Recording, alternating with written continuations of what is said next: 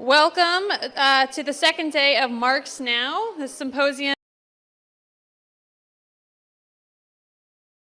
at the Goethe-Institut in coordination with the Brooklyn Institute for Social Research. My name is Suzanne Schneider. I am the Deputy Director of the Brooklyn Institute as well as one of our core faculty members.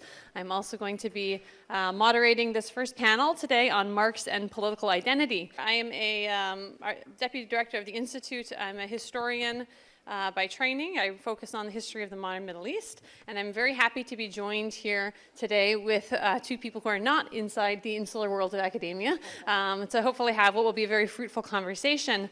To my right here we have Ravi Ahmed, who's a member of the Democratic Socialists of America. She's recently elected to the DSA's national leadership. As her bio says, you are a native New Yorker, red diaper baby, and a recovering economist and avid knitter.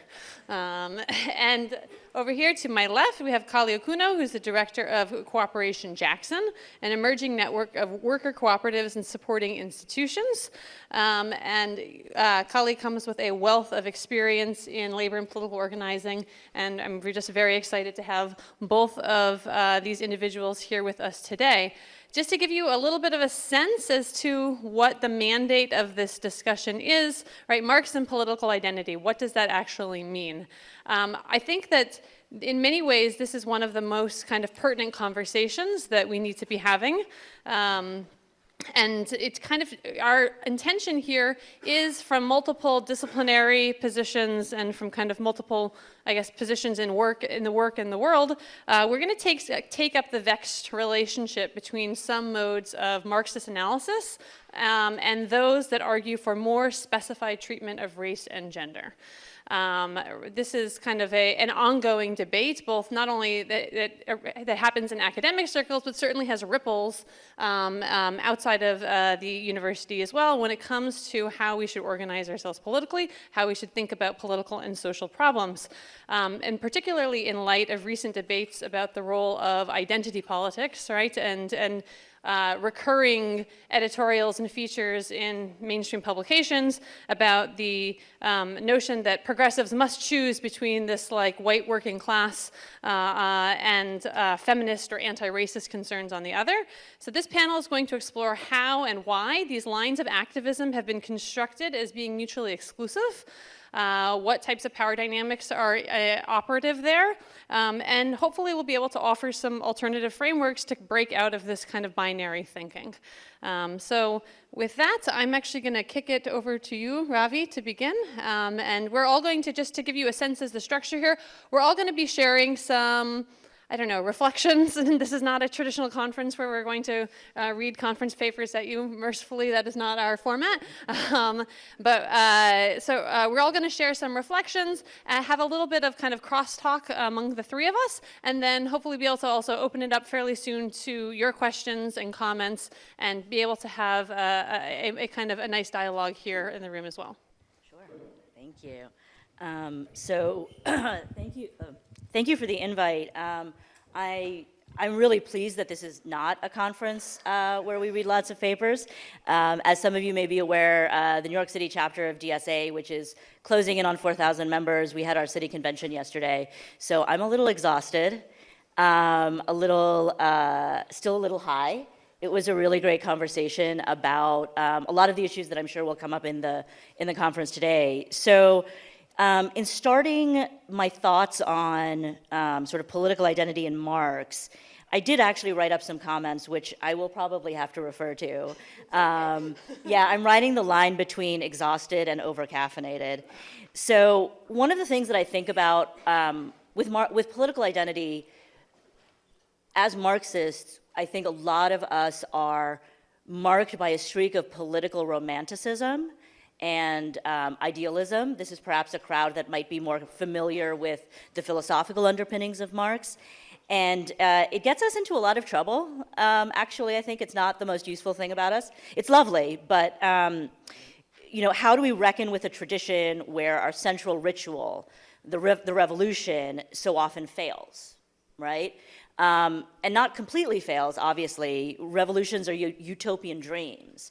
And if we're lucky, our great successes become normalized, and our failures become the grounds from which the next dream springs. So just as October 1917 was built on the French Revolution, the current moment here in America is built on, among other things, the failures of both the first and the second Reconstructions. Just ask the Koch brothers and the Mercers, who seem quite intent on returning us to the 19th century, where education and health are entirely private and people should be free to die of preventable diseases and hunger. So political identity for Marxists is caught between this beautiful dream and the messy reality that we work in. So I will just make a quick remark that there is, as Suzanne mentioned, a long and storied history of usually shouting at one another among Marxists about class and race and gender, and I'm really just not so interested in perhaps rehashing any of that. I do, however, want to remark on some of the reading that I've been doing lately. Colleen and I were talking about this earlier. The sort of slow and steady release of Marx's personal notebooks has, I think, opened up a really fruitful and interesting vein of research and the development of political theory. So I'm thinking about people like Kevin Anderson and Heather Brown, who have really delved into territory that probably Raya Dunevskaya is one of the early people who started pulling open those notebooks and have exposed the degree to which Marx, and even the later Marx, as they say, was just very, very interested in issues of social reproduction, of the family, of the savagery of enslavement in pre-capitalist societies. And one starts to get a sense as one moves through that work that his thinking about capitalist societies and how the engine of capitalism works was likely coming towards a transformation or towards an extension that we are, obviously never going to know what that might have looked like, but it opens up, I think, a very fruitful strain of research for those who are so inclined. And I think one thing that Collie's work for me has always been a touchstone is the current moment that we're in is a bit of an interregnum. The sort of the energy released by 1917, the anti-colonial movements of the post-war era, even the sort of explosiveness of the 60s and 70s, as that energy has died away, as the left has become fractured into sects, into single-issue campaign organizations, we're at a point where we're hopefully seeing a coming together of leftist forces into some sort of new formation. And a lot of my thinking right now is about what we mean by party, what we mean by, the Leninist party model, I think, it never worked particularly well in America. And I have general concerns or sort of, we can talk about that if you want. But I think one of the things that's important about the concept of the party is the concept of institutions. And one of the things that Marx gives us, that Marxism gives us, is a total analysis of the world in which we live. There are lots of very interesting things happening. There are lots of crises of capitalism that we need to deal with. Dealing with them individually definitely doesn't work. Dealing with them in a Marxist framework is difficult. Rebuilding that analysis for the moment, building those institutions to carry that fight forward is certainly complicated, but not engaging in that struggle is definitely going to be a failure. So I guess I'll close with a couple of remarks. One is to go back to this idea of romanticism. I think, no political form is going to be pure. It's not the nature of political action in any sort of sequence. If you watch too many movies or read, comic books, which is one of the things I do for fun, you start thinking that stories are clear, that historical narratives move forward in a planned way. And that's not how life actually works. And that's not how political parties work. So one of the things that people say about DSA is, oh my God, your online culture is so messy. I'm like, can you imagine what left Twitter would have looked like in 1915? Like, that shit would have been brutal. I mean, if you've read Marxist polemics, Lenin, Rosa Luxemburg, the shit that used to come out of that woman's mouth.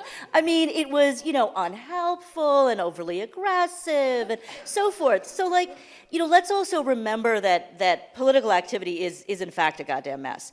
And I would hope that after so many centuries of struggling with these concepts of revolution, we're hopefully at a point finally, a point of maturity, where we can let go of institutions and models and revolutions that don't work, rather than holding on to them as though they were sort of religious totems. The other thing that I think has been really fruitful about these tensions in feminism, with you know, the Black national movements here in this country and around the world, is that life is, again, complicated. People's experience of class is complex, and we need to actually face up to that. Trying to strip it away is not actually a recipe for political action. It works in coffee houses and at bars. It doesn't really work when you're organizing a strike or trying to build an institution. We have to actually have the courage to experiment and to fail. We have to have the courage to face up to complicated questions and not have answers, which is something that I think a lot of Marxists are maybe not so comfortable with. Our culture has been one where we are assumed, we think we know we have all the answers, and that's just, again, not how organizing works. It's not how political action actually works.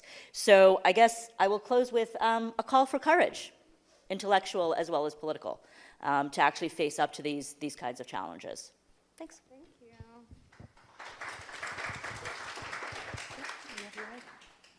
You have your own, brought your own. They well endowed us with equipment. Good morning. Y'all are pretty dead. You need some coffee? Good morning. Good morning. All right. So I want to move towards like discussion and debate fairly quickly, especially since we have 2 hours. I think last night we started on a good conversation, but we kind of got cut short just as I think it was starting to get real. So I want to like us to get more to the realness fairly quickly. So I'm gonna keep my comments fairly brief.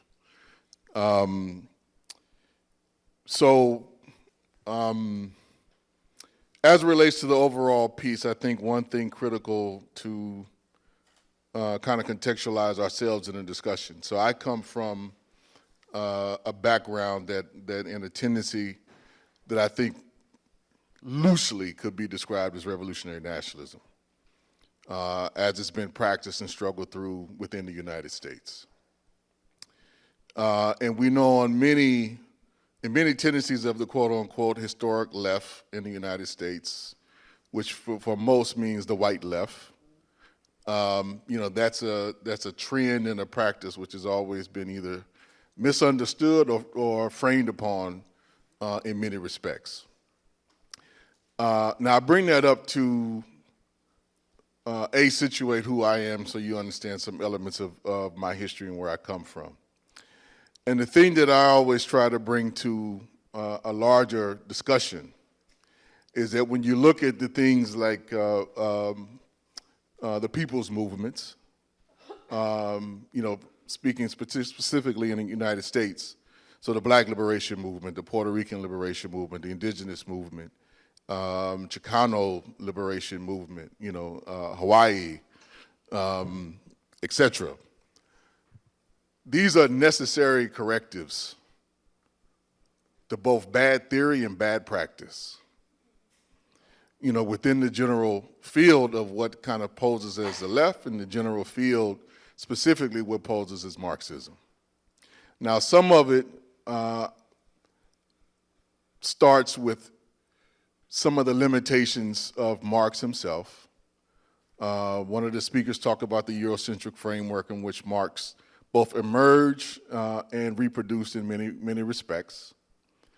Being fair to the old man, I think, you know, like all of us, he's a product of his environment, which I think he also eloquently analyzed and tried to break out of in a number of different ways. But I want us to have a conversation more explicitly about the development of the practice as we understand it from the Second International on.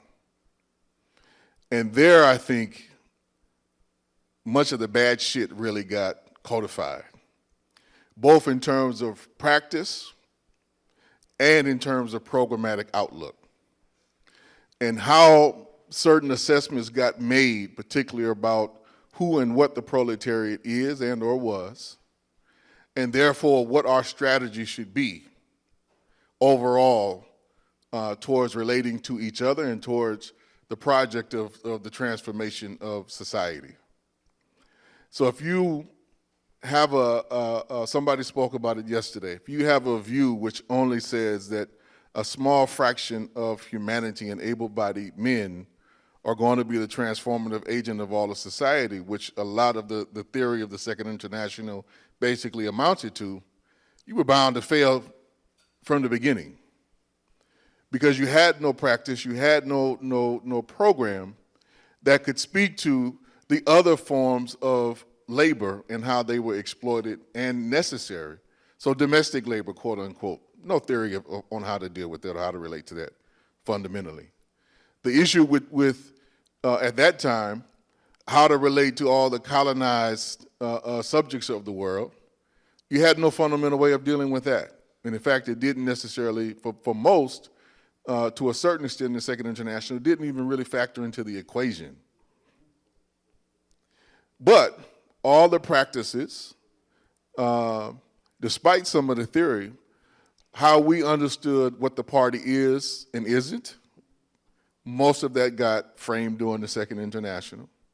How we understand both strategy and tactics, how we understand how to relate to the state, how to relate to bourgeois institutions, most of that got codified with either a left, right, or center kind of orientation from the Second International. And I'm bringing that up because one of the critical pieces is, what's the old phrase when Marx says, I am not a Marxist, right? So there was a certain type of codification which really reduced everything down in ways that we are still trying to get out of, which is why I think we're having this conversation today.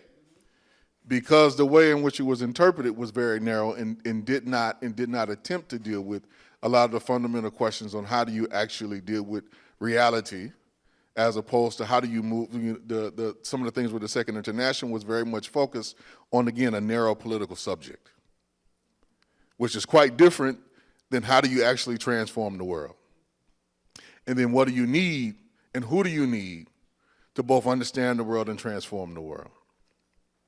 So I'm bringing this up to a certain extent because I see there's a lot of conversation, which may not explicitly be rooted in this, but there's a lot of conversation throughout the broad left, such as it is in the United States, which is really going back in many respects and saying we need to look at the diversity and the broadness and the open character of the party of the Second International, and that's what we should be emulating in our point in time because allegedly it points to a more democratic orientation than the Third International and everything afterwards.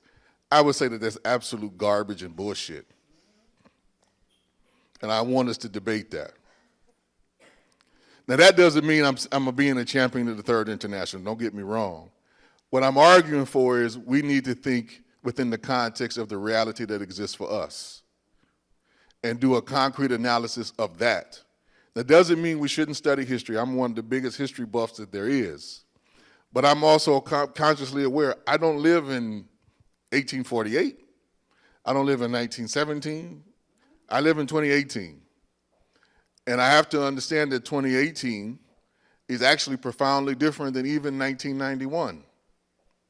Because history isn't static, and the things that we have done and the things that have been done to us both interrelate, and they change dynamics, they change politics. And I think when we look at some of the kind of emerging movements, which I think some of this panel in particular is trying to address, like to make it real and concrete. Where is class in the analysis of Black Lives Matter, right? Where is class in some of the idle no more or some of the indigenous movements which are cropping up around the framework of a just transition or indigenous sovereignty, right? Or I was just about to get there, to the women's march, or some of the new youth stuff that's emerged within the last couple of weeks about weapons, right? There's all these new social movements which are emerged, which are, at least on the surface and how they're written and approached, very single issue oriented. I think that's actually an incorrect view of how to look and relate to all of them, to all of those different movements. And I think that the deeper piece is, if we're just looking at that model, going back to the Second International, particularly in the parties, if you're looking at that as a way in which to frame and build power, you're still going to wind up looking at everything else as an addition to, right? And not something that has a ground and a basis of resistance and transformation on its own grounds, which relates you and orders you different towards the practice of solidarity. So it's not just a practice of, I think how some people frame it, which I personally don't like, of the meaning of it in its base terms of showing up, I think is important.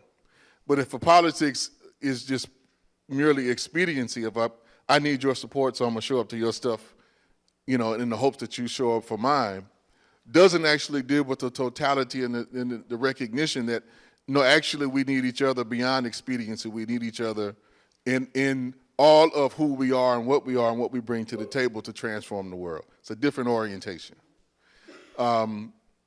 So I would just argue that to a certain extent, going back to at least my own personal approach, I don't look at the Me Too movement or the Black movement for Black Lives or, you know, these things as being separate from my own ground and practice.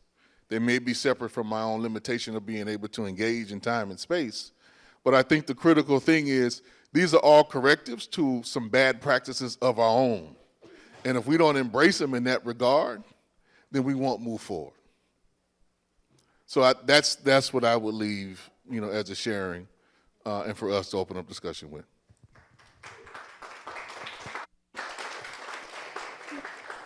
Thank you, both of you. So I'm going to share some thoughts as well before we kind of start talking among the three of us, and then we say quickly we'll hopefully be able to open up for discussion as well. I'm happy that we have kind of two notes from real practitioners in the field. Mine are going to be a little more scholastic, given the nature of my own work, but hopefully you'll bear with me. You know, I want to take this moment to particularly think about the kind of question in Marx and colonialism, or kind of Marx and post-colonial movements, particularly post-colonial movements that really emerged with nationalism as their kind of driving force. And, you know, as a critique of a type of Marxism that imagined that, you know, class could be would be the operative category here for emancipation and liberation, and how that did not really correspond with the kind of specific violence of colonial rule. And I want to talk about this through the lens of the Palestinian critic, academic, the late Edward Said, who is no doubt probably familiar to many people. And I want to talk a little bit about a transformation that I see in Said's work from his kind of early days to the late days, and why I don't think that this is just some sort of like inside baseball notes about a literary critic, but actually something that might be very informative for all of us trying to think through these questions today. And I want to start, though, with a little anecdote from an interview that the Palestinian poet Mahmoud Darwish did in 1996. Darwish was one of Said's kind of constant interlocutors and friends. And in this interview, Mahmoud Darwish says, and I'm quoting here, "What is a homeland? It's a place that gives people the opportunity to grow, but not to make a flag from. In Ceasefire with the Mongols, I say that I'm going to make socks from the flag. I'm not going to dedicate my life to a flag." Jean Genet said that a homeland is a stupid idea, except for those who still don't have one. Goethe-Institut, the Spanish poet, answered him, "And when they have a homeland?" Genet said, "Let them throw it out the window." Okay, so I want to just start with this and kind of question about this, take seriously this kind of notion of this being a stupid idea except for those who don't have it. And what do you do once you get it? Well, then you throw it out the window. And as I kind of dive into kind of this kind of work of Said. So Said is rightly known almost in this country as the father of post-colonial studies. Publishes Orientalism in 1978, and it launches a mass effort to reevaluate the nature of studying the Middle East, of Arabs, of Islam. And Saidian frameworks have worked their way into a lot of fields, from medical anthropology to critical race studies. They stress the centrality of cultural othering in creating these discourses of dominance and subordination, and have been part of a widespread pivot in the humanities away from Marxian or materialist frameworks of analysis toward those provided by French theory, and specifically in kind of a post-structuralist turn toward the work of folks like Jacques Derrida and Michel Foucault. And so Said himself kind of knows that he is associated with this turn, and really with popularizing this whole body of French theory, which often presents itself as a critical corrective to Marxist analysis. But there's a kind of a darker side, I would like to argue, to this scholarly turn.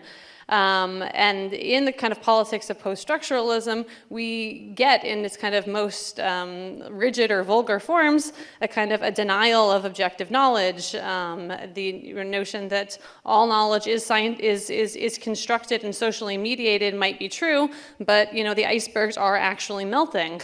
To give a kind of an example, that's not just like a linguistic event. And perhaps most importantly, post-structuralist analysis rejects Marxist approaches in favor of those like race and gender. And it's true that they are certainly not given their due in traditional Marxist analysis. And there are some very important correctives that have to happen. I think of someone like Cedric Robinson, for example, to underscore how the universalism of Marxism was based off of a pretty particular set of historical actors, and that some sort of adjustment in our thinking might be required here. But does that mean that all universalisms are then kind of off the table? Can we only hope to kind of make progress either theoretically or politically on the particular, on the individual group, on the Women's March, on the Black Lives Matter? Is there no kind of universal project that we should aspire to? Because are these universalisms just bound to become complicit in a kind of neo-colonial attempts to kind of dominate? And so I think that this divide between Marxian frames and post-structural ones is really quite meaningful for current debates about identity politics, epistemic violence, regimes of knowledge, all of this good stuff. And it points to this very thorny issue of particularistic versus universalist frames for action. So for all of this association with Said, with French theory, and with popularizing post-structuralism in the US, I think it's very fascinating to see that in the 90s, in the last decade of his life, he starts to express a lot of doubts. Not necessarily about whether these are useful analytic terms for doing scholarship, but whether these frameworks lead anywhere politically. And I'm going to just share two very short examples for you, kind of tracing this in the thought. So just hold with me for a second while I get this open.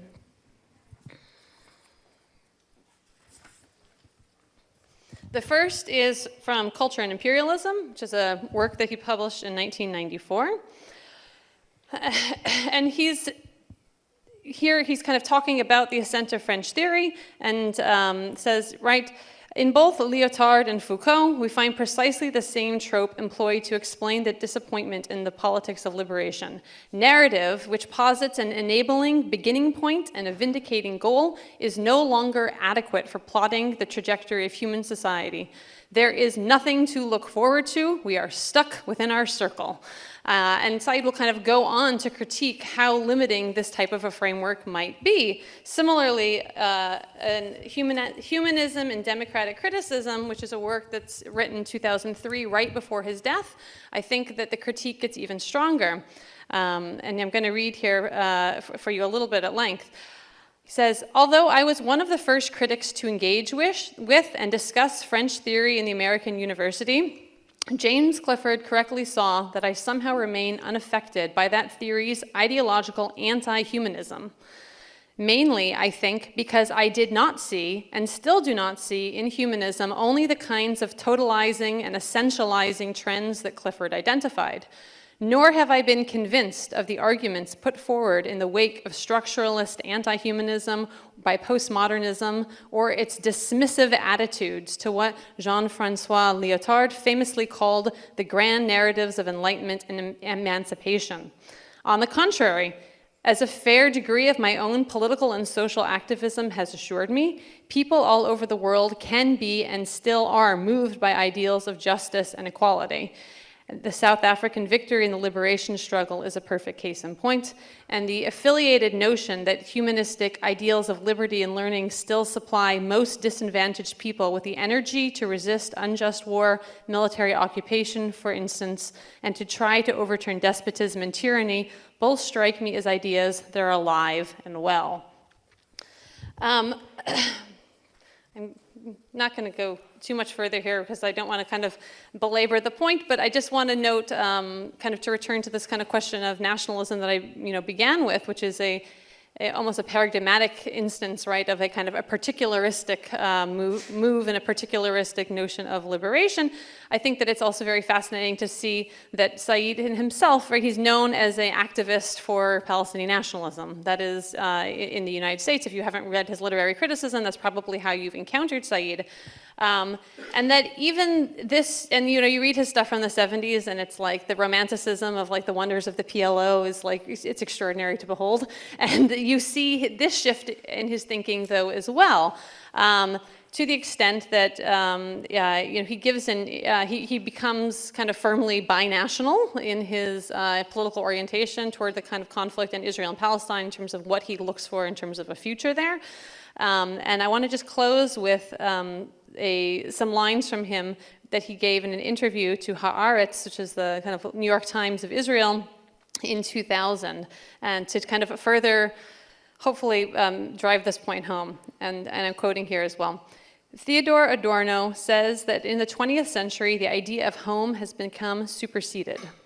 I suppose part of my critique of Zionism is that it attaches too much importance to home, saying we need a home and we'll do anything to get a home, even if it means making others homeless.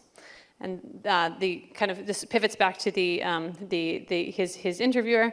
Why do you think I'm so interested in the binational state? Because I want a rich fabric of some sort, which no one can fully comprehend and no one can fully own. I never understood the idea of this is my place and you are out. I do not appreciate going back to the origin, to the pure. I believe the major political and intellectual disasters were caused by reductive movements that try to simplify and purify.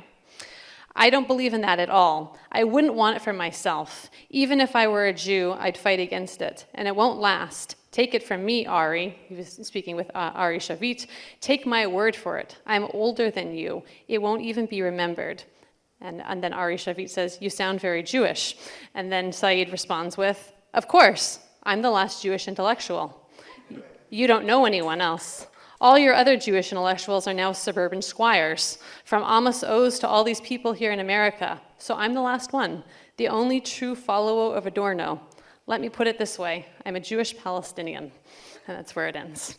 So with that, I'm going to open this up for kind of conversation between the three of us and then kind of turn out to the audience as well. Sure, yeah, I can opine with the best of them. So, Said, that was, yeah, so it was nice to hear that later quote in his life. Yes, people hold on to stories. Yeah. That's how we get through life, right? That's how institutions, parties, families, these are essentially stories and experiences we weave together. And I'm trying to remember who it was. Probably my friend Anne. She's a Catholic feminist theologian, and I remember her, we were bickering about something, and she said something to the effect that religion, like politics, is something that we experience together. It's something that we create together. And without that collective work, religious faith doesn't mean very much, and neither do political beliefs. And I spent a lot of my 20s reading a lot of really thick books. I was in an economics program in India where my Marxist professors thought that the way to teach economics was to make you start with Adam Smith and read everything in the original for like a year or two before you were allowed to like actually engage with Marx. And so my primary exposure to Rosa Luxemburg and even to Lenin, like the first really, really serious engagement I had with Lenin was imperialism. And I'm like, oh, right, he wrote that other stuff too. I should read that. But similarly, my exposure to Luxemburg was as an economist. And I think, so I spent a lot of time doing that. And one of the things I've really enjoyed of my time since then, and I would suggest that this would be helpful to people who get wrapped up in sort of meaning and theory. You know, when the rubber hits the road is when we figure out whether our theories of life and of political work or political theory actually is useful. And the back and forth between theory and practice is in fact where the Marxism happens, in my personal view. It's where we actually understand, you know, precisely what Kali was talking about, the challenges of the Second International, for instance, which DSA finally left the Second International, the one that currently exists. So that's how we figure out these formulations are actually useful, is when we go out into the world and try and do things and we're like, oh, right, if your entire theory of change and of political, the lever of political action is a bunch of white guys in hard hats, you're not going to do very well. And so I really encourage people who are trying to unpick these kinds of things, whether it's post-structuralism, post-colonialism, all the posts, and trying to figure out their own way through the world, is to really engage in a collective project. That is really the most, it really is a very illuminating way of making your way through these kinds of conversations.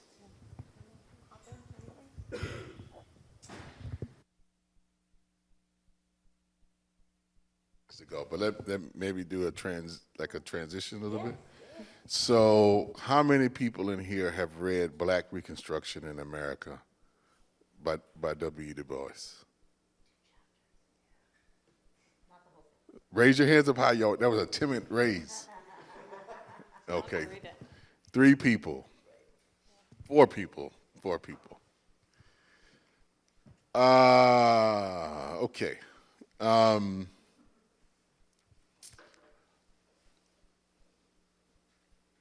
I don't think you can understand this country without having read that book. I'm going to say that definitively. And some of the fundamental contradictions that we've been circling around for 200 plus years, I think are addressed there in a way that hasn't been addressed by anyone in the U.S. before or since.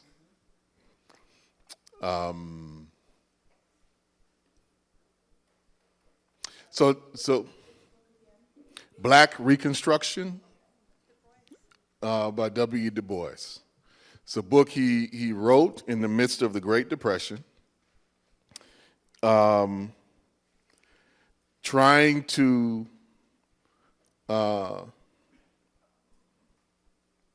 well, it's a number of things. So one, it's a book about him, if you want to like personalize it. He's grappling with his own limited notions of socialism. He's starting to grapple actually with Marx on Marx's own terms in the way he hadn't before. He's looking at the question of what this Great Depression in its early stage is doing to the Black community,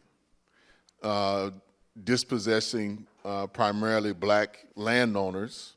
So for one thing, that's for instance, when there was all this talk about black kind of concentrated wealth and how much was lost in 2006 through 2008 through the form of home ownership, right? Many of you remember some of those discussions?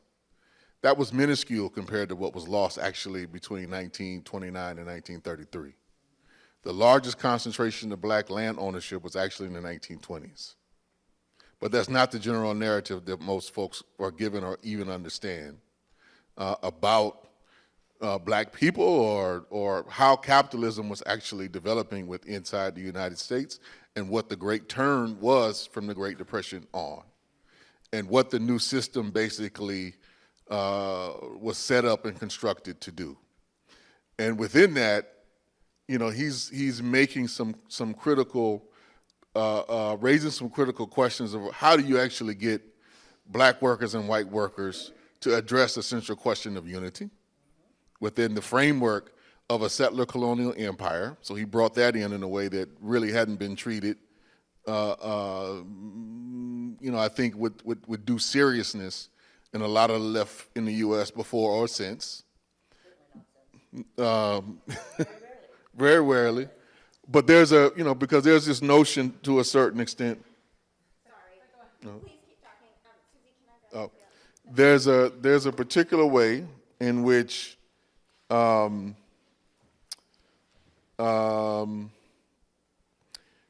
we talk about this empire as a democratic entity, when in fact it's only been a limited democratic experiment for a small few. And it was never intended to be a democratic project for everyone. And if I could just interject, one of the most interesting, so I work at Columbia University with a lot of very nice liberal people, and one of the things that I've been able to turn people towards a more complex understanding of what's going on, because it's very, very obvious now that Trump has been elected, but that what happens with Trump is that white people, nice middle-class white people, are suddenly in danger of being treated like black and brown people have been treated this whole goddamn time. And that voter suppression, for instance, is in fact affecting white people now. That structures around home ownership, home loans, business loans, car loans, student debt, that these are things that are the differentials around how that works for different kinds of people are starting to become more widespread. So yeah, I absolutely agree that there is something very much baked in. And when we talk about settler colonialism, we're also talking about a specific mode of gender relations throughout. And if people have ever read Ursula Le Guin, she has a series of 4 stories called Four Paths to Forgiveness, and it's about a slave society. I highly recommend those novellas. It goes into, in a way that I don't know I've ever seen a theorist ever do. But as a fiction writer, she's able to explore the interrelationship between gender norms, gender in the entire society of a slave society, and in a settler colonial society in a way that is just very, very vivid. So, I mean, one of the things I wanted to kind of talk to you both about is, right, this, you know, this narrative. We mention it in the description for this for the panel, and it is really pervasive. That certainly looking toward 2020, but even toward midterms, that progressive candidates either have to go after some white working class vote. This is all in scare quotes, or go after, or kind of pay attention to things like Black Lives Matter, the women's movement, and things. And so there's this notion that this, you know, that we're kind of, our activism is kind of cleaving apart, and that we have to make this choice. I want to get both of your thoughts as to where that narrative comes from, why it is so pervasive, and particularly because I've seen some like really fascinating empirical data coming out of Minnesota recently that shows that it's actually false. You know, the group called Our Minnesota Future actually did this wonderful kind of test of 800 different voters, both white voters and people of color, about and looking at kind of how they respond to different narratives, and in fact kind of narratives that kind of tie race and class together, and make a case for how race functions within a broader system of economic exploitation were the ones that were most attractive to people, much more so than kind of either a just class-based one or something else. So, given that we do have some data that this framing is not actually, that doesn't really hold much water, why do you think this is still the dominant way of talking about these issues? Because the mainstream media is really stupid.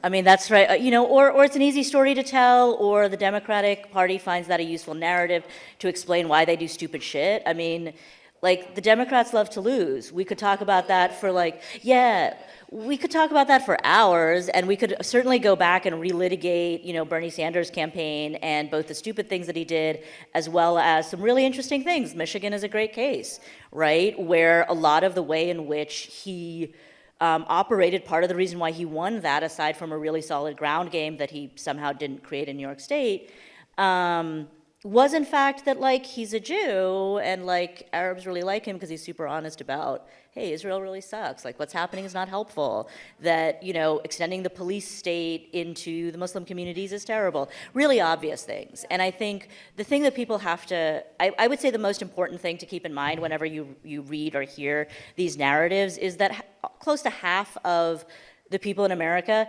don't vote. Right. So when you're talking about how voters behave, you're talking about a subset, and in non-presidential years, you're talking about an even smaller subset of people. Donald Trump got, 29% or 26% of the potential electorate, because barely half the country actually voted. And we have, in many parts of this country, an absolute regime of voter suppression. But people are also like, why would I vote? Right? And that has been something that, the limiting of our democratic practice in this country has gone back, 20 years, and, Google the Mercers and the Koch brothers, and you can read all about, how that policy got put together, who were the think tank people who spread it, the model legislation that has been shared from state to state. It operates precisely as the abortion fight does, as the gay bathroom thing does, or the trans bathroom thing does. There are think tanks that create model legislation and send them out all over the country. That's why you see the same thing over and over again. Kelly? I mean, to me, I think we need to flip some of this on its head, and I think you touched upon it. So, on average, for most of the last 60 years, roughly 45 to 50% of the people in this country who could vote don't vote. And I don't think we want to do a serious interrogation as to why. And I think we need to do a serious interrogation as to why. Can I push you on that? Because this is something I've been thinking about and writing about, actually, is the phenomenon of kind of, voter suppression is one thing, but there's also almost a sense of self-disenfranchisement that I see happening in many kind of countries amid a kind of shift to neoliberal forms of economics. I don't know if you have any thoughts you want to share about that. I don't think it's just a shift, because some of this started before there was the formal shift to neoliberal economics in the United States. And I think the fundamental piece is there's nothing for a lot of people on at least within the framework that I've worked in. I'm going to put it that way. I remember in my neighborhood growing up, initially in Los Angeles, an old neighborhood, old brother who this was in the 90s, early 90s. Who obviously had a certain level of politics, but just kept it real and was like, look, I'm not going down there to vote for any damn thing because capitalism is not on the ballot. I don't get to vote that away.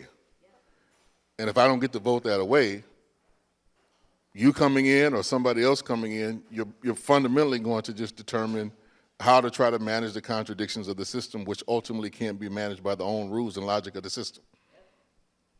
So you're just there to be a stopgap measure. So it's like whoever's there is going to do some variant of the same thing, right? And then try to justify why their variant of doing the same thing makes sense for some form of immediate gratification or relief. So I think rather than flipping on its head, I don't think that whole 50% of people who don't vote, I don't think there's apathy, right? I think there's a deep criticism that's there about this is not the way in which the society is going to be transformed.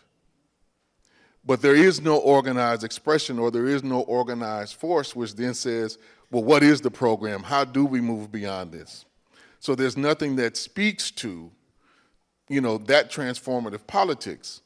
And I see, like in our experience in Jackson, where we've done the most, I think, to actually mobilize working class forces is when we actually articulate a politics that goes beyond electoral victories and strategies. But the thing that gets the most kind of press and the most attention from most of the left are the electoral victories. So there's a gap there, right? That who are we actually speaking to? What are their interests? What can they move? What do they do? And even in the Jackson case, and so in our experience, I think if we really break that down, then move on. So to really break that down, in Jackson, there's roughly about 120,000 people who can vote, right? But the electoral contests in Jackson are typically determined by 45,000 people. So fundamentally, it's a popularity contest amongst that 45,000 people as to whether you could or you would win elections. And so you can either orient your program towards moving and convincing that 45,000, or you could say, wait a minute, there's roughly 75 to 80,000 people who are not touched, who are not engaged, and nobody speaking directly to, that if you could win even a significant sector of that, it actually could double the existing force. But the problem is most of those folks are not necessarily willing to engage in the reinforcing the structure, right? Because they're like, that structure is going to maintain what exists one way or another, and how do we get beyond that? Where's the conversation about that? How do we move that? That is what I think is somewhat missing in the terms of looking at a 2018 or 2020. Because I'll end with this. So let's say, with all the mobilization and things that are being drawn up, that the Democrats take back the House in the Senate in 2018. What's their program? Ask yourself that, concretely. What is their program? Are they going to jettison neoliberalism in any fundamental way? Right? So It's too early for jokes. No, I'm serious. Are they going to jettison in any fundamental way? So the difference is, I think, what we're afraid of, to a certain extent, I think, about getting real, is that Trump is willing to bring the terror that the United States practices on the rest of the world home. But that terror has been exercised and existed by all of these bastards from day one, right? Right, so like that. Until we come to grips with that, right, you can delay that inward cannibalism for a little bit longer, but the actual dictates of capitalism determine that there has to be a major restructuring of the world. That's coming here regardless of who sits in that White House or who sits in Congress. And what is our program to deal with it? That is the conversation we need to be having. So, Kali, I want to jump in here with a question for you about kind of the in the immediate term, right? Ravi, you mentioned before, right? We don't have any sort of pure politics. So this is not the way that political action really actually works. So, on a practical note, you're choosing between two bad options, but one of them might be slightly less bad. What do you do? Do you in favor of kind of just sitting out the election until there is some sort of candidate on the ballot that you think is reflective of this kind of broader social, economic, political transformation that is needed? Or do you say, well, okay, these are, we have two highly flawed and imperfect candidates, but one of them is ever so slightly less so than the other, and that's worth standing behind. What do you practically do when you're faced with the kind of reality that we are faced with? I mean, for me, there's a thing that we've been trying to articulate within Cooperation Jackson. The general framework, general line, is build and fight, and they have to be done in equal measure. And if we're not trying to build up the practical institutions in our local ground up, communities around things that actually transform the immediate, the transform our local economies on a neighborhood basis to build people's actual capacity to move, to have agency, to govern themselves. Electing the lesser of two evils is not going to ultimately change anything because I don't actually gain any strength, I don't actually gain any power. Now, does that mean you sit out, electoral politics? Absolutely not. I think if you see a good fight, you get in it, right? But I think the question is, what are we demanding? And what do we have the power to demand of anybody who's going to engage in that arena? And if we let the electoral candidates and the parties as they currently exist determine the agenda, you're going to get the minimum. The question is, how do our build activities both, build a framework, build power that then reorients what whoever's running in office, stands for. And I think the thing that we have to sometimes accept is that winning office does not necessarily mean you're building power. Building power means you're moving people to actually exercise agency, which may not always win you elected office. But if you can engage in electoral politics, for instance, I think what we've tried to do in Jackson is engage in electoral politics to actually build strength. Then you can have an orientation that whether I win or lose a particular campaign is minimal to the power that I'm actually accruing on the ground. Yeah, Ravi, I want to let you hop in here as well. Yeah, well, I think so there's, I think to probably restate some of what Kali is saying in slightly different terms, which hopefully will be helpful for some of the people in the room.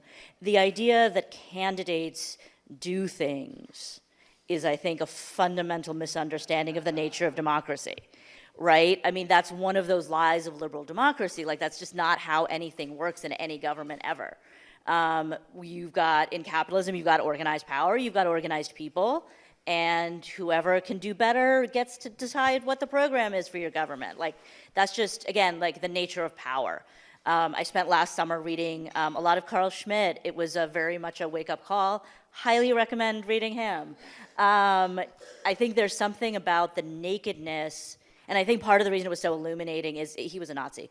And the nakedness with which he talks about the state, the absolute lack of illusions, the fact that he goes back not to liberal Enlightenment concepts, but completely different concepts of the state, is enormously illuminating. And to read somebody like that at the same time as you're seeing Donald Trump and everything behind him, right? The nakedness of what has been happening in the rest of the world, what has been happening in our own settler colonial state, the openness with which that assault is now coming on the rest of us who have had the protection of class and region and coastal elites and all that. Like, we're fucked. But it's a very illuminating practice, and I think for a lot of the academic left, and the organizing activist left, power is very depressing to think about when you don't have any. And so one of the things that has been really, as an observer of a lot of what Cooperation Jackson has been doing, has been really great is that grappling with what power actually is and where does it exist. And so in DSA, one of the things that we talk about in our electoral work is that we are not interested in access to candidates. We are not at all interested, oh, we'll canvass for you and maybe you'll like us in 6 months and we'll get some. Like, that doesn't work. Like, stop pretending that works in electoral work.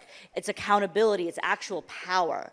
And that comes from being able to mobilize people in that district to put continuous pressure on electeds. That's the way electoral work works. And reading about how the Tammany Hall machine was created and how it functioned here in New York, again, highly recommend. That was power.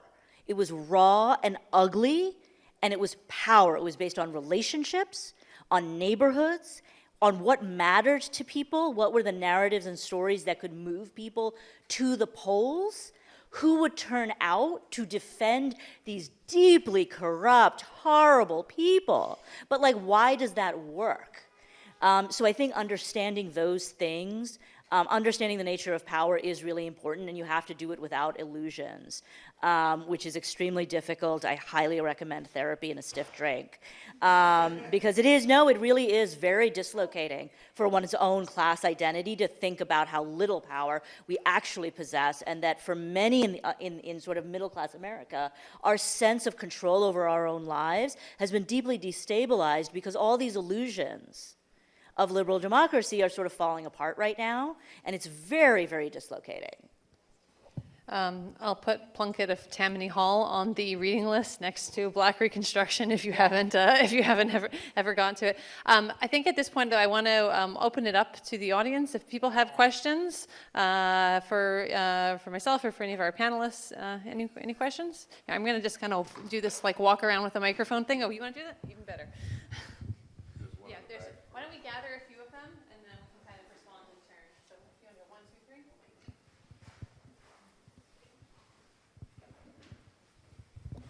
Thank you. So you mentioned choice being two bads, and between two bads being Democrats or Republicans, why should it be two bads? I mean, we are in a time where some countries have 100%, you have to vote. Voting is a mandate, like Australia. And there are countries which had a third option, none of the above, to choose when you're voting. Like in India, they experimented with that. So how about we have those two, mandate voting and have a third option, none of the above? So if it's none of the above, it's a majority, you start afresh. Let's gather a few more. There's other hands up?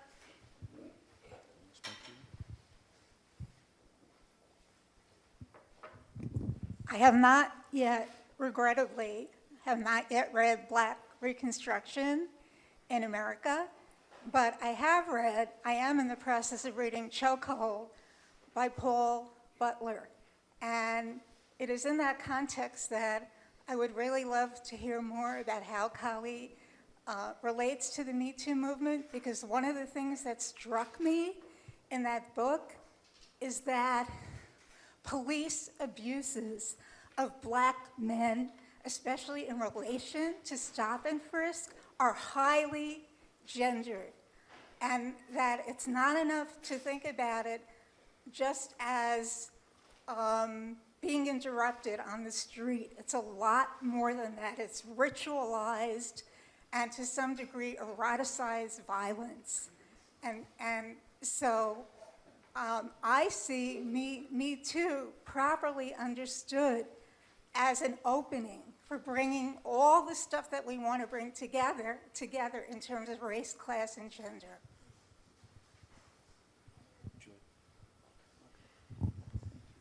Okay, yeah, I had a question. I mean, you brought up the number of people who does not vote. I think actually for local elections it's even higher.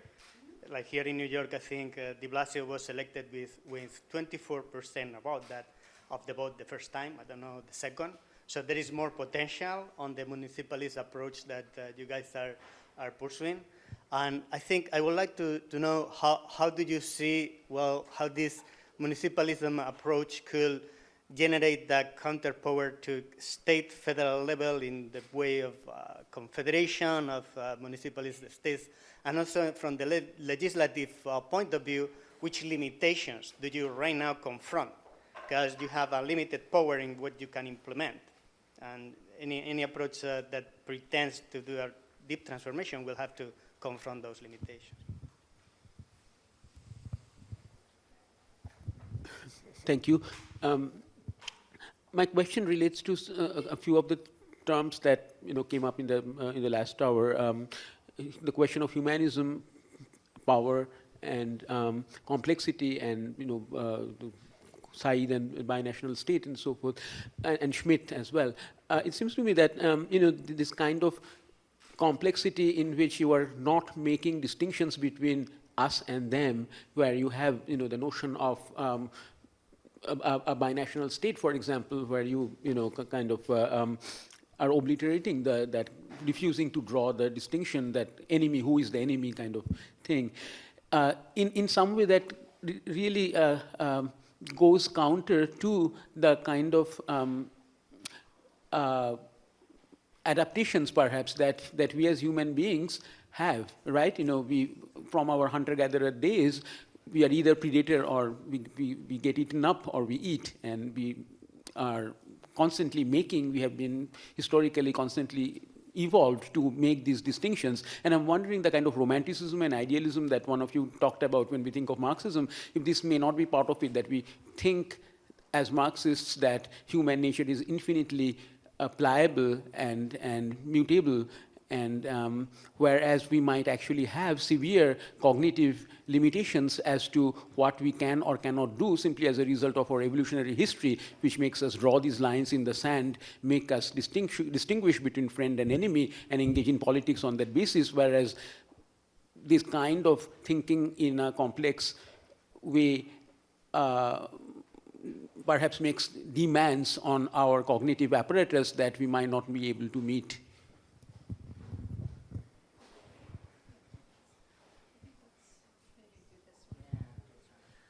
Well, I think speak to kind of this round of comments real quickly. Do you want to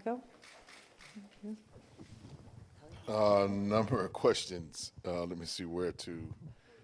A question about Me Too, right? On one hand, So the mandates, voter mandates, that kind of stuff. Me Too, ritualized violence, municipalist power, and I'm gonna call this kind of making distinctions for shorthand. So let me start there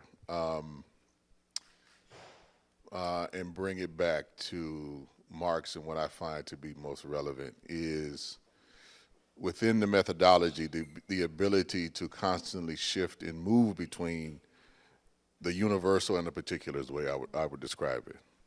And the way in which I know politically, me and the folks I've worked with, we constantly make actual distinctions between friend and foe, and constantly make distinctions between permanent interests versus temporary interests, which means that our given a particular issue or given a particular time, enemies can become friends, friends can become enemies. And operating within that paradigm and within that context, to see that things are always shifting, always in motion, and we have to be both attuned to the shifts and the motion, and to borrow from Gil Scott Heron, the piece is to rather than be subject to the change, they actually try to direct the change. And being able to make that distinction and analysis, I think is where we have the greatest power to exercise where we're going to move to. And I think this gets to the piece to around the Me Too. So it's one of those things using that same framework. A part of it is both exhilarating, and another part of it is terrifying. I'll start with the latter. I think there's a particular type of people without power exercising micropower in the kind of shaming and blaming type of general orientation, which I think is emerging in a lot of the culture. Which is, it's easier for me to take you down than it is to actually fight the state, or it is to fight capital. And there's, in some iterations of it, there's very little room for kind of growth and redemption, and it's ultimately framed around certain types of moral power and moral indignation. And with that kind of lens, if we do it, then I can condemn each and every human being on the planet for something, right?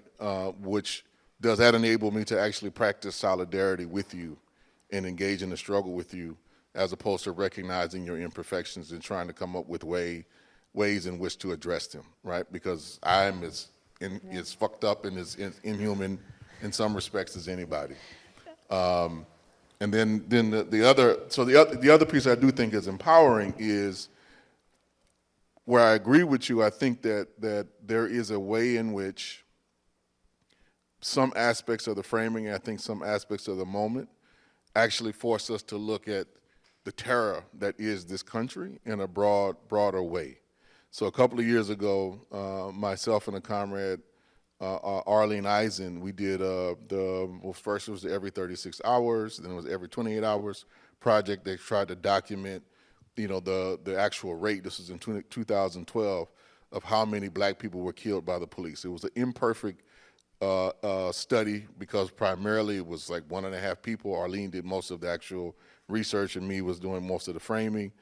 And the methodology basically was scouring the newspapers of cities that had more than, I think it was 300,000 people, and just looking at the reports of who was killed. So in many respects, what we came up with, I would argue, is a gross undercount, okay? A gross undercount because of the limited tools, resources that we had. But the thing that we wanted to do and just haven't either made the time or had the resources to do was let's take that type of analysis, that type of investigation, and let's apply it to how many Chicanos and Latinos get murdered by the police, how many indigenous people get murdered by the police or some force of agency of the state. And then let's count how many people die in prisons, how many people die in the immigrant detention camps, those that we know and we don't know about. And our guess was that if you add that all up, it would amount to thousands of people arbitrarily, extrajudicially killed by the United States government year after year after year. But it's a disappeared figure that actually distorts the true level of state violence that is being committed amongst folks. And this was during the Obama era, not even the Trump era, right? And the point that we were trying to really point out is that actual attack and the assault on people by both Capitol and the state in our present era has been grossly misunderstood, grossly ignored, even by forces on the left. And I think part of the argument we were trying to make then and now is that if you don't pay enough, if the left is not paying enough attention to the reality of this terror, you actually open the door for a force like Trump. That was an argument we actually made, some preliminary forces and pieces in that piece in 2012. And the municipal piece is complicated. It's very complicated. And we started off with the notion that this is where we could build power in a way to be transformative, but we're always mindful of the fact that we're not going to build socialism in one city, right? Like, it's just not going to happen in that way. And so in some form or fashion, our experiment, our efforts, we're going to have to link up, first and foremost with other municipalist projects, and then from there work to transform. In our notion, it was to work to transform the states before coming to a notion of how do you engage the federal. But that's just a shorthand that I think needs some adjustment, but we can talk about that later. Kali, when you were talking, you reminded me of what the Algerian Jewish intellectual Albert Memmi called the pyramid of petty tyrants. I don't know if you're familiar with this, but it's such a helpful concept, I think, for thinking about how we get divided and kind of lose sight of of the kind of the guys on top. I wanted to just say real quickly on this kind of question of of voter turnout and of kind of people really staying home. One of the interesting things that came out of this experiment that they did in Minnesota was that, I'm just going to read for a little bit from the article here, to determine whether a class-only message leaves voters of color cold, respondents of color were offered a third option besides supporting either candidate, and that was sitting out the election. Which is, as we know, actually something that people do kind of en masse. And in fact, people of color were twice as likely to report they would stay home when shown the class-only message compared with that kind of put race and class together. So I just want to kind of share that, and kind of to this kind of question of humanism and kind of pivoting a little bit back to Said.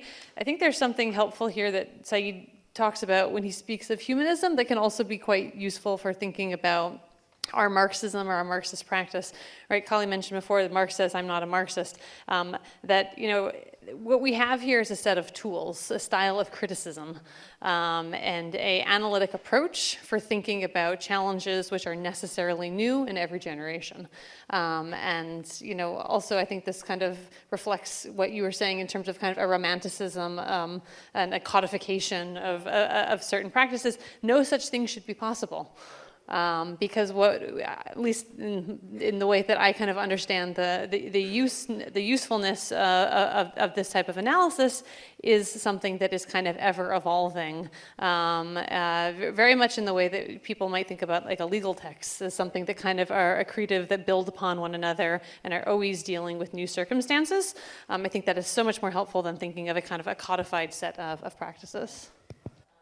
And just a quick aside, I think one, of course, is that most of continental Europe, their legal system is a codified set of rules. So it's not surprising that that's where certain kinds of people end up. I guess because I work on like religious law, which is actually incredibly much more flexible than that. Yeah. And just a couple of thoughts, and then to deal with the idea of other electoral systems. I think one of the tensions that I think political action really needs to, political identity, political action, all of these things we're talking around, has to ride out is we all need dreams. Like, just because I'm saying it's a utopian dream doesn't mean I think it's a bad thing, right? Like, why would you get up in the morning if you thought, if you don't have dreams or hopes for a better world? It's that we can't turn those into religions, right? We can't turn those into totems. And we must always be prepared to wake up from our dreams. We must always be prepared to wake up and say, okay, that dream's over, what do we do next? And in terms of the question about other electoral systems, there are, I think... What do you think about mandatory voting? Well, look, I mean, I will say about all these flights of fancy about the American electoral system and how we could make it better, there are a couple of underlying issues. One is that we don't have a single electoral system in this country. People may not be aware of this. We have 50, minimum. And we have in DSA, as in every other left grouping, what one might call third-party dead-enders, right? They are completely devoted to this idea of some radical transformation of the American legal system, and that's nice, but unless you have a 50-state strategy to actually get us there, it's not helpful. Right? We actually need somebody who cares enough about these kinds of crazy ideas to sit down and explain how to make it work in Nebraska and New York State, how to actually get these changes to the ballot and to electoral law to actually work. So I will say there are not a lot of things that I have zero interest in talking about, but I will say that without real strategic thinking and practical thinking, third parties are of zero interest to me right now. Ballot line, the ballot line question, for those who are into that sort of thing, is to me a tactical decision based on your local circumstances. I don't have any sort of caring or opinion about whether we should be running on Democratic lines, ballot lines or not, but I don't want to talk about third parties until you can tell me how to get there in every state in the union. I'm going to just see, are there other kind of questions from audience members? Okay.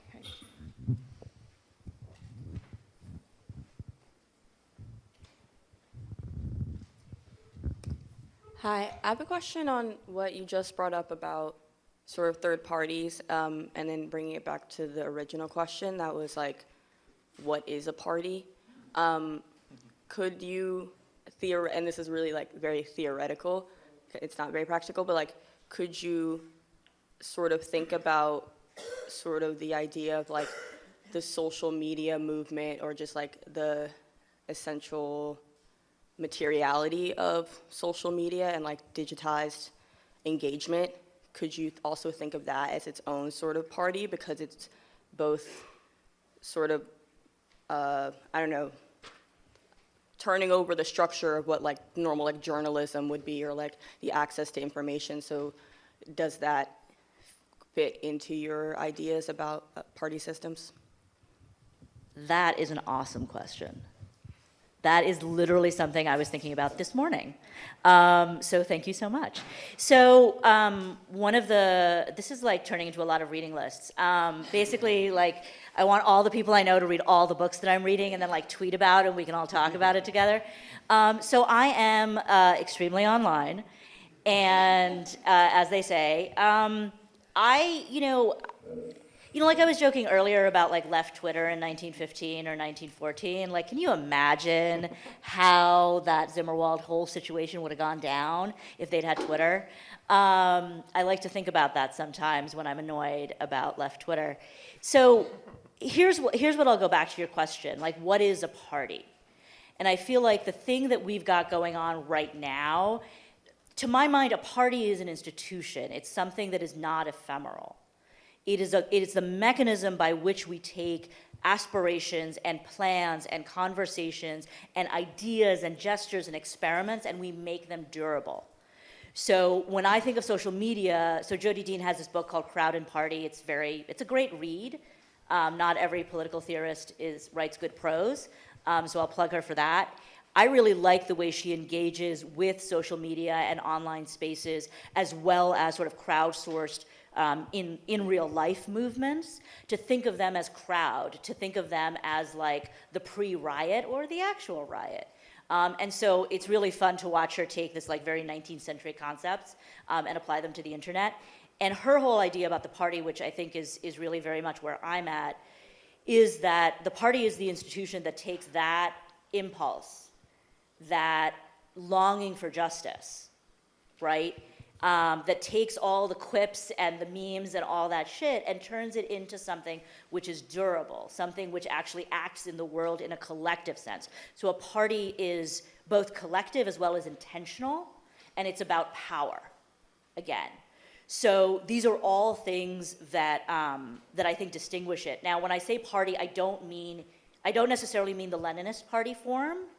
Pour one out for that.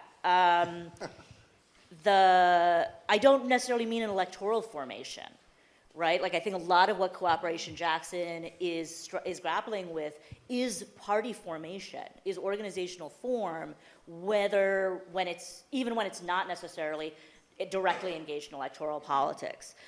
So I think you're absolutely right. And where does the crowd, where does the generalized sort of feeling of the moment form?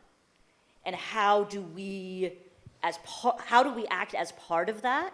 You can't move a crowd. You can't move a Twitter mob if you're not in it, which is like a fundamental discussion that like people have about when they moderate online spaces, right? If you're not actually in it, if you're not in the conversation, you can't move it. And if you're not in the crowd, you can't be like, hey, there's the Bastille over there. We should do something about that. So yeah, I think these are really, really key questions that you're asking. Those are some of my thoughts. Kali, you want to hop in here too?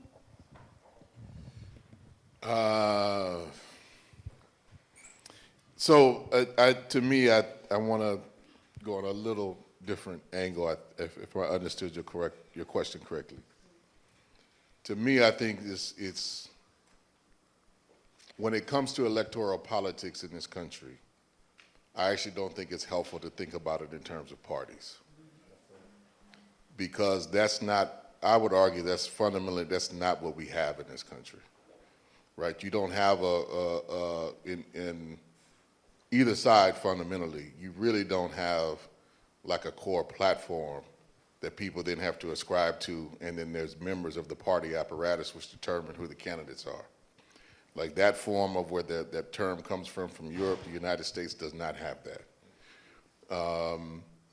What I would argue for that we have here historically, or you have different social tendencies that then get mediated by various forces of capital as to who they're going to support to reinforce the system or to reform the system, right? And here I think it's always critical to note that for the most part in the United States, you vote for people, right? You don't vote for platforms, and you don't vote for policy, truth be told, right? Some states you have ballot referendums and stuff like that, but fundamentally on a national level, you don't vote for policy, you vote for people. And then those people, quote unquote, your representatives then determine the policy within the narrow confines of which they work. And I think a lot of our argumentation around party in this sense confuses the question, right? Like the electoral piece is like, how do you mediate the tendencies that might reflect your interests? And the ballot lines, to a certain extent, can go anywhere based upon the 50 piece. They don't have fixed meaning. Right. By any means. And I think we get lost in that, right? And so I don't think, to me, the fundamental question is third party, not third party. I'm one who thinks that you need to try to orient towards building a third force that gives you some more choices, right? But this notion of trying to build another electoral vehicle, quite honestly, to me, is for the birds on a deep level. Doesn't mean I don't engage in it, but it's kind of for the birds. Because I think there's another vehicle of a party, right, that engages in politics far beyond electoral politics, that is absent, which is missing within the United States, that we have yet to fully been allowed to build or really attempted to build, at least on a broad mass level. And that doesn't mean the experiments of the 20s and 30s and the 60s and 70s were for naught or that they were useless, et cetera. I'm not saying that. It's not for lack of trying that we haven't got to this point, but I think there's a confusion between what are you trying to build and what are you trying to accomplish in the U.S. context, which makes that question kind of a record on skip. Like, we won't get past a certain point because we're not actually asking the right questions. Other kind of, yeah, I see a question way back here. Hold on. I'm going to just get up and start walking. There's a microphone. Oh, you have a microphone. Never hi. mind. Sorry. Could Should've spoke up you after you have your question, we have a few more back there too. Sure. Yeah. So I was just wondering, there seemed to be a little bit of talk about sort of like the lesser evilism. And I was wondering, like, if there's just a basic response to that, that's sort of like, you know, asking about more liberationism, and that becomes like the key focus for how, like, we as like a broad left, you know, from like anarchists to socialists to communists, and like hopefully some of those liberals who can kind of come along and transform their own selves, that becomes a real important part of sort of what we need to think about.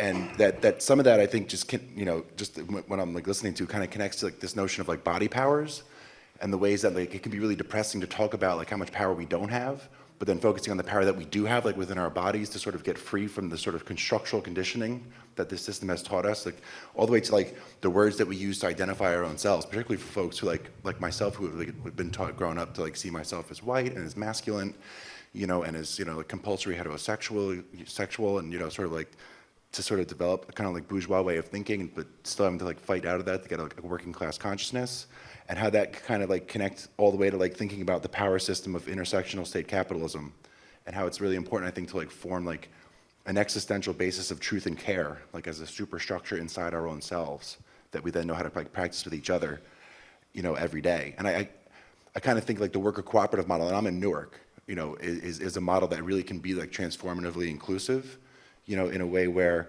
you know, the markets that can kind of work to sort of like, you know, exclude, you know, black folks, you know, Latinx folks, queer, trans, you know, disabled folks, you know, worker cooperatives become a way of like including everybody, but also transforming the system and maybe abolishing markets at the same time if we really get good at it.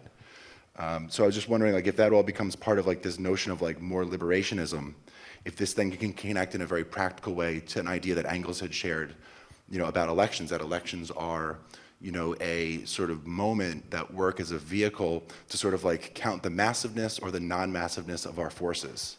And if there becomes like a real practical idea of like saying like, you know, forget all the candidates in 2020, but let's all just write in, you know, more liberationism and see how much that number can get to count the folks that are actually practicing liberation in their everyday work.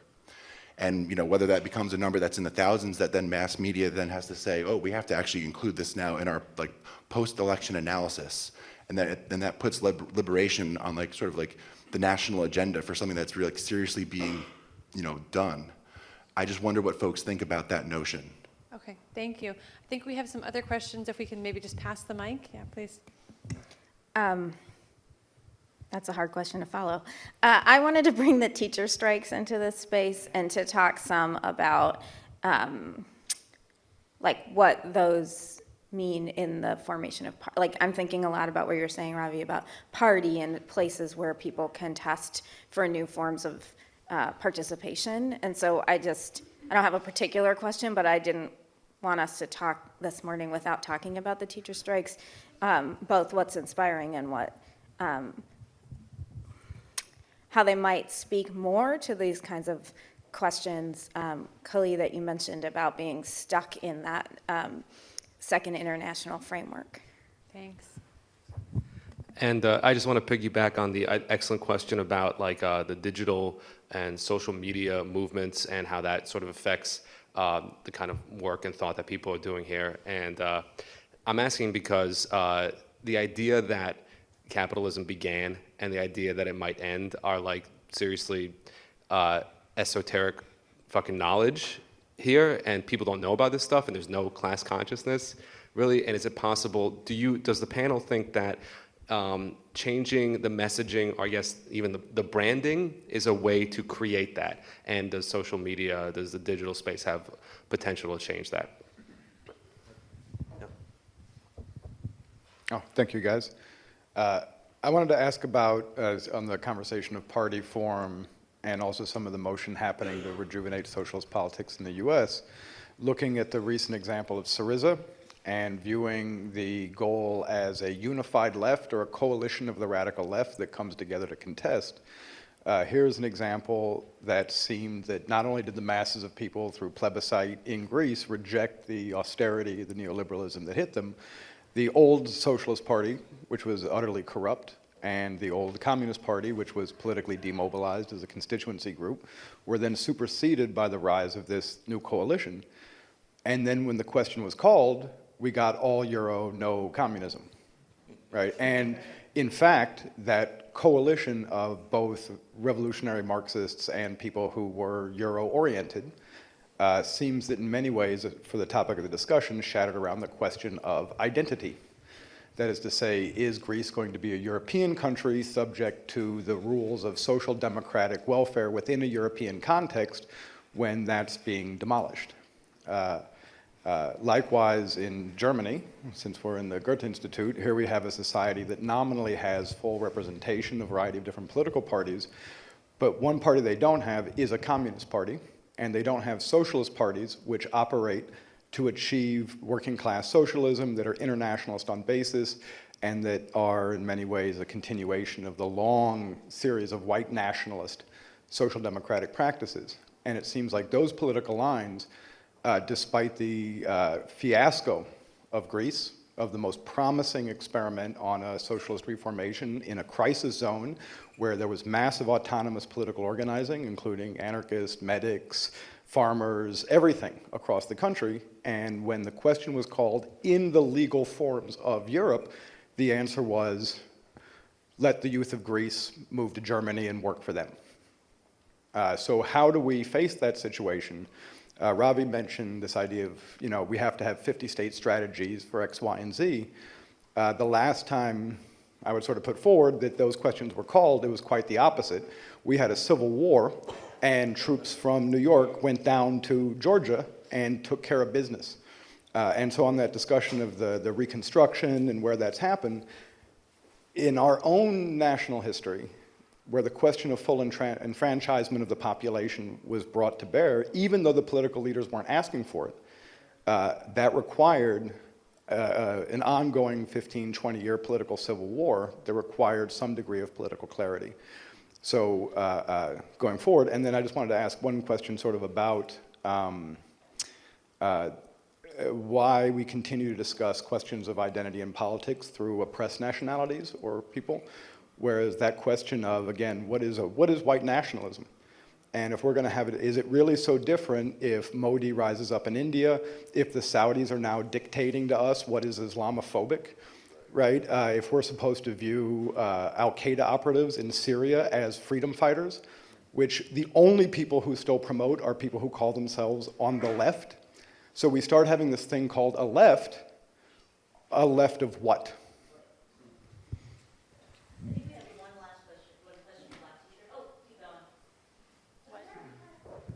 Hey, hello. I had a question about, we're talking a lot about power within the context of electoral politics, and I think everyone has sort of described just how our electoral system is very messed up and corrupt between having two parties and gerrymandering and everything. And you had talked about building power through electoral politics, whether or not the candidate wins. And my question is, so like, how do we maintain that power that we're using through electoral politics? And like, sort of, what's like the end goal of that? If at the end of the day, it doesn't make sense to have a third party, and the rest of the system's so fractured that we don't yet have the power to change that. And then also sort of in this situation where you have some politicians that just won't be moved regardless of the power you have through campaigning. And then then what difference does it make the power that you've used, whether or not your candidate wins, the power that you've built, if at the end of the day the change that needs to be made is through a politician that's not making that change regardless of what you do? Let's, we'll take kind of this round. Do you want to? Yeah, sure. So there's this guy named Gramsci who has this idea called wars of position, right? And part of what he's talking about, and I think it's a concept that people have used in a variety of ways over the last, however many years, essentially like fighting on a cultural front. And I think one of the things that people forget is that Gramsci's still a Marxist. And so fundamentally, wars of position, wars of narrative, cultural sort of interventions. The thing that often gets forgotten is the material basis for those interventions, whether you have power or not.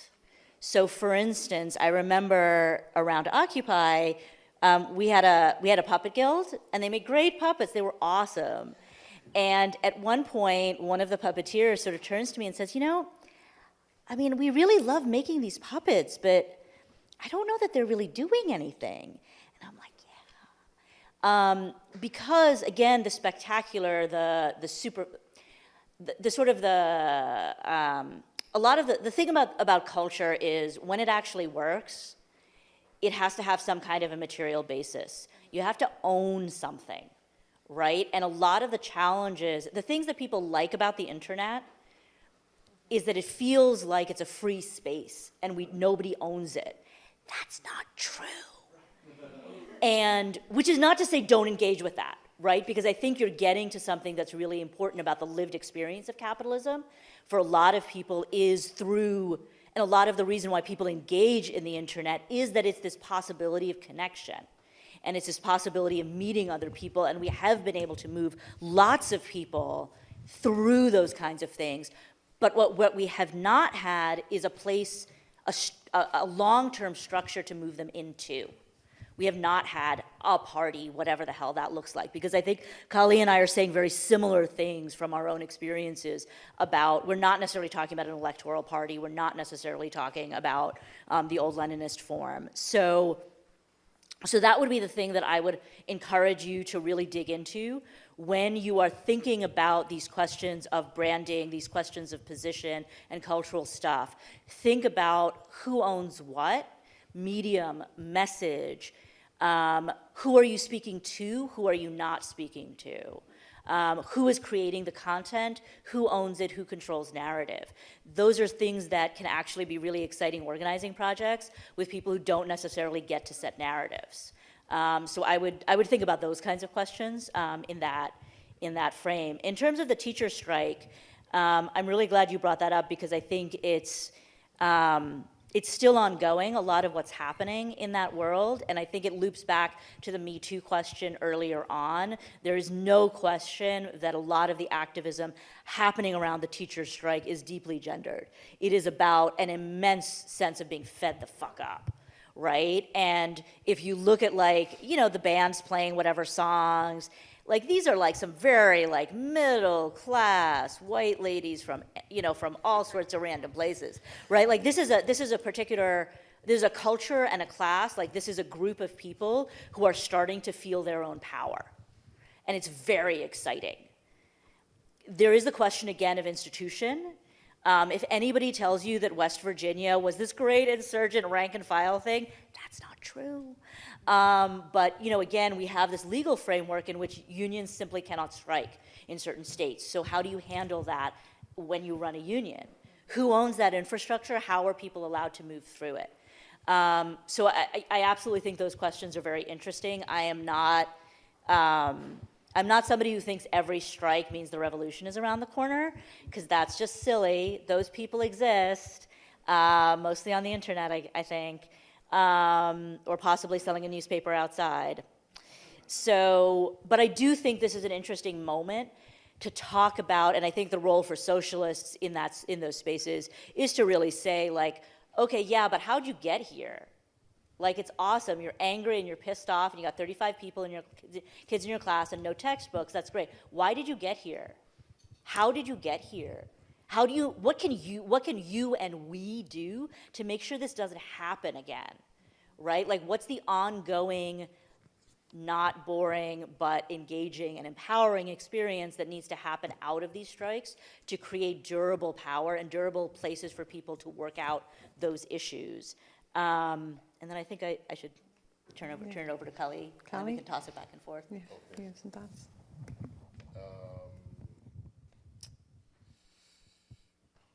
Those are some great questions, folks. I don't know if, trying to touch on all of them is going to be difficult. So maybe soundbite it a little bit.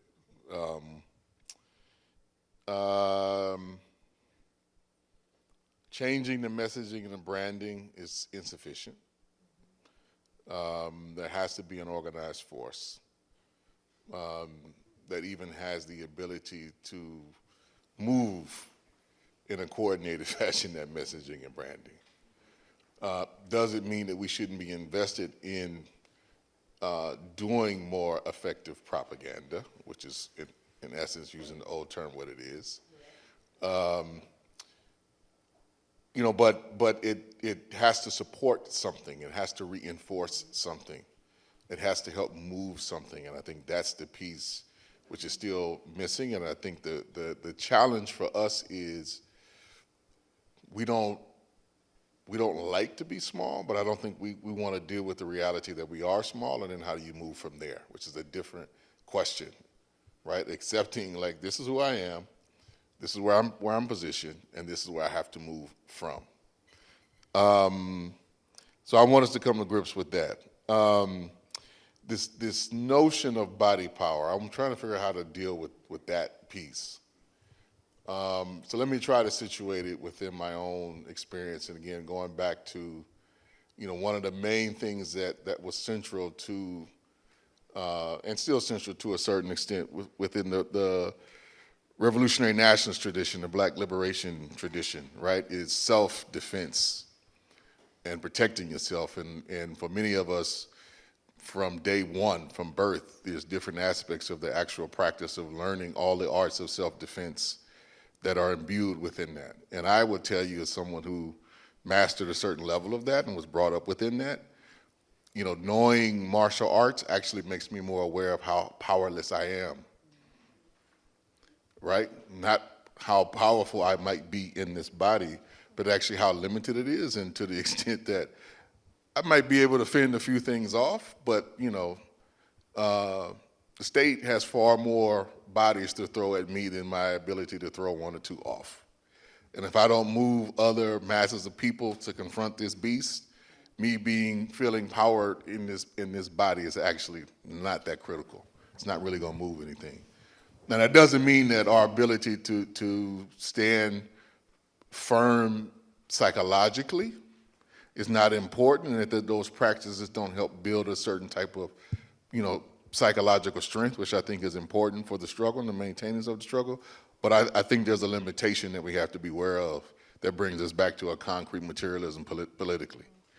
Then the other piece is trying to move through real quick. The teachers' strike. I'm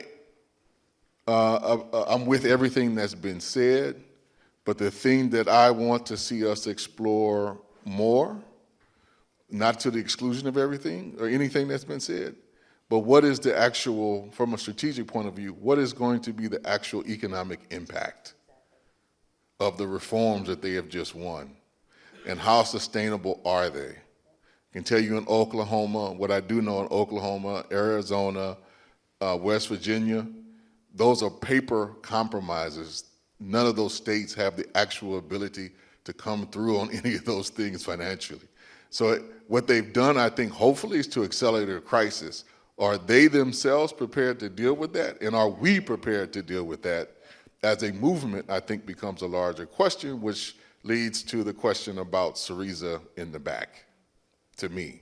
Then I'll stop. And that is, I raised it yesterday and I'll raise it again today. I think part of this question and this notion of political leadership in the here and now, which I think Syriza definitely lacked, is how do you prepare from having the bully pulpit, which comes with being at the helm of the state? How do you actually prepare your social base to engage with the real consequences of the decisions that you make, right? I think that has to be one of the fundamental principles of political leadership in the era of neoliberalism, is to say that if we make certain choices to actually try to improve things, let alone liberate ourselves, the whole edifice of international capital and the state is going to come down on us like a ton of bricks. And are we prepared to have a lower caloric intake for the next 10 years? That's a real question that we have to get ourselves prepared for. Meaning to strive to be free means they will try to starve your ass to death. Now, which are we prepared to make that choice? See, that's the real question we keep evading. Like, well, maybe I could tweak this, and the powers that be will actually accept that. When the whole thing of neoliberalism is, in my view, we're going back to the 16th century, whether y'all like it or not. And either you go along with the program or you get crushed. And we keep evading, I think, that real conversation as to what is it going to take to be free. And to me, I want to bring us back to something I haven't heard mentioned here, which was some of the lessons from the Haitian Revolution, where that question got posed as like, either we are going to be free or going to be slaves. There is no mediation between that. And are we prepared to make that choice? And is the political leadership willing to engage the masses of people and the movement itself in a serious conversation of what that might take? I want to just follow up on that and kind of speak to the kind of, I guess, the second half of that question that, about, issues also of national identity, and whether we're looking at India, whether we're looking at kind of, Trump voters in America, or, German kind of ultra-right parties. For a long time, historians and folks who work in IR, right, there's a certain accord around the, about a certain type of democratic politics as being interwoven with market capitalism.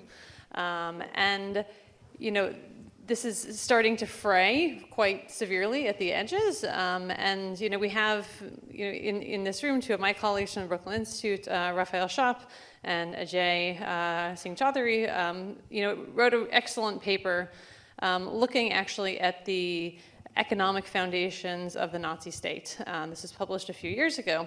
And what this was incredibly illuminating was showing the extent to which this type of fascism was not an aberration within capital, but actually something that worked quite well with capitalism.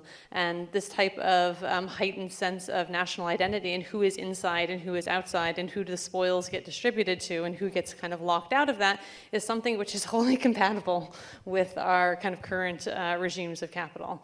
And so when we're thinking about kind of a heightened sense of national identity, a push away from international bodies, whether you're talking about the EU, they're talking about the UN, and this kind of reassertion of national sovereignty, I think that we need to kind of keep in mind what the materialist basis of that is, and how this is not kind of an aberration or a move away from kind of capitalist forms, but actually something that might help those forms sustain themselves and function even more smoothly in this new era. Any other final thoughts? Hold on.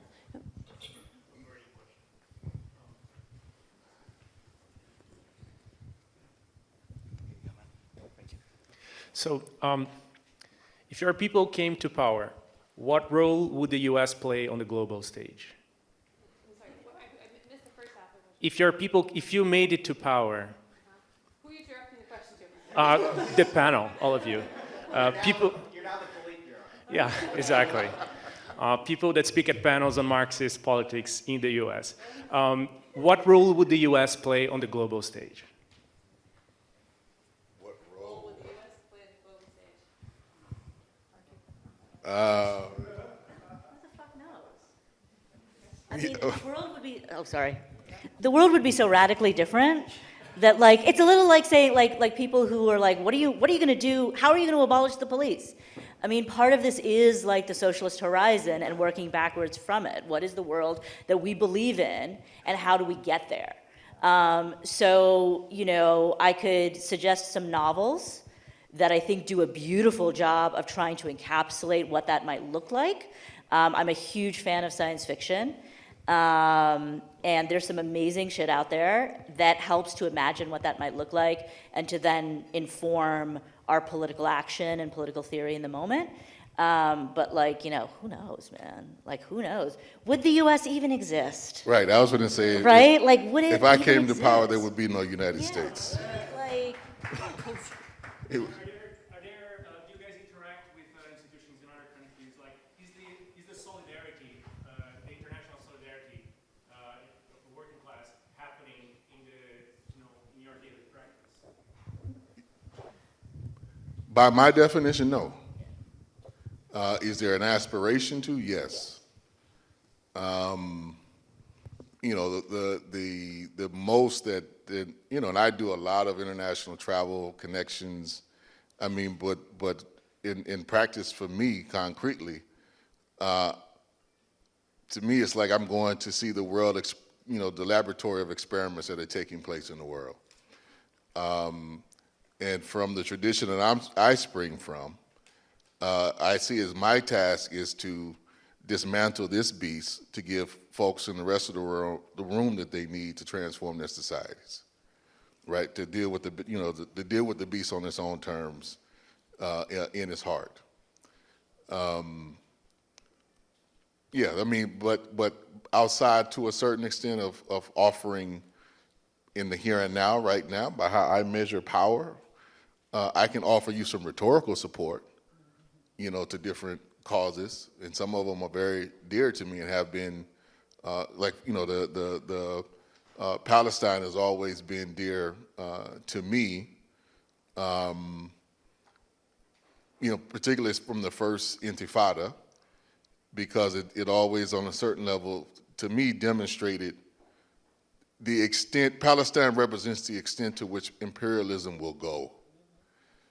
Because you got something that, you know, you could talk about struggles in Africa, struggles in Asia. None of them get the amount of attention that the struggle in Palestine gets, which is not to the fault of the Palestinian people.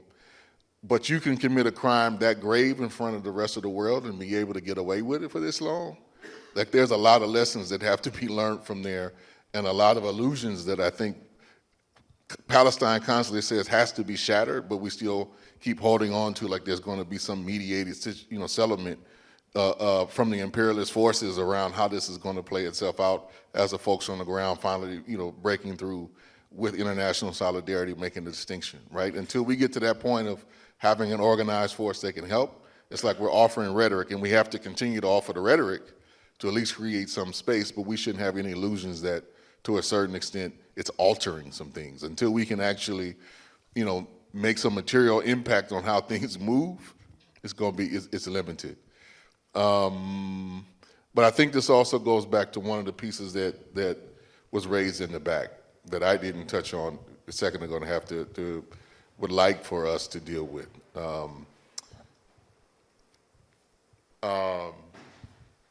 Part of the thing I think with Syriza mirrors, I think, some illusions that we have deep within the United States. And the big piece to me that was always problematic was they built a politics, this may sound harsh, but they built a politics on a European Union that they want it to be, not upon the European Union as it concretely exists.